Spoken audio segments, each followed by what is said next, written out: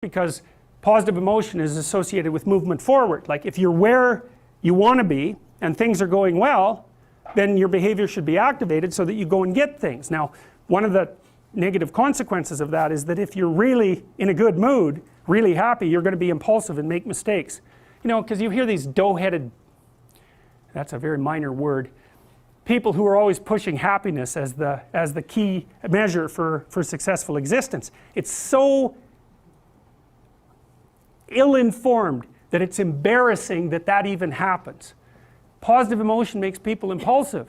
Maniacs, for example, which is really, that's mania, right? Bipolar disorder. If you're manic, you're one happy person. Way too happy. Everything is great. Nothing but wonderful things that are beyond your imagination are going to happen to you, and they're going to happen fast. And so you're down to the mall to buy everything you can possibly get your hands on because you have 100 uses for everything. And then a week later, you know, you crash into your depressive episode and you realize that you're $150,000 in debt and you've alienated everyone that you know. It's like, that's untrammeled positive emotion. So how about no? A pure index of positive emotion is no way of determining whether or not a system is working properly, even your own system.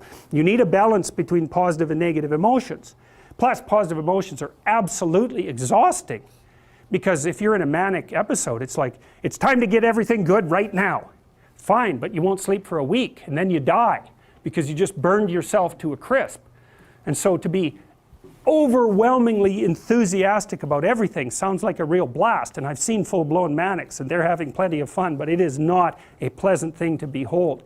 They're just all over the place, and you know, yeah, it's really not good.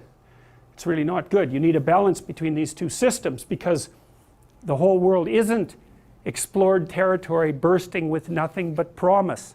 That's not the world.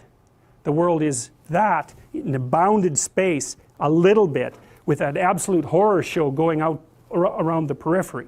And both systems need to be active in order to keep you balanced.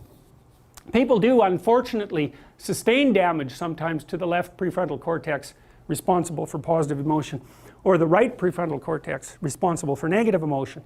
And if you sustain right hemisphere prefrontal damage, it makes you inappropriately happy and impulsive, and your life just goes, you just spiral downhill, because you make nothing but impulsive decisions. And you know what the real world consequence of that is, you know? Get drunk and be impulsive for one night, you can learn what the bloody consequences of that are. You try living like that for a month, independently of IQ. That's the other thing that's so interesting. You can blow out your left prefrontal cortex and not suffer much of a decrease, especially in crystallized intelligence. But the fact that you're running on nothing but, your right hemisphere, you're running on nothing but positive emotion is going to auger you right into the ground. And then if you're perhaps even more unlucky and you lose the left prefrontal cortex, then you're permanently depressed, because there's nothing but the unexplored manifesting itself. We know that if you take depressed people and you do EEG analysis, that they have predominant resting right hemisphere EEG activation. And so that's roughly, so why is this? Well, unknown territory, known territory. You think, well, is that real? Well, it's real enough, so that's how your brain evolved. That seems pretty damn real.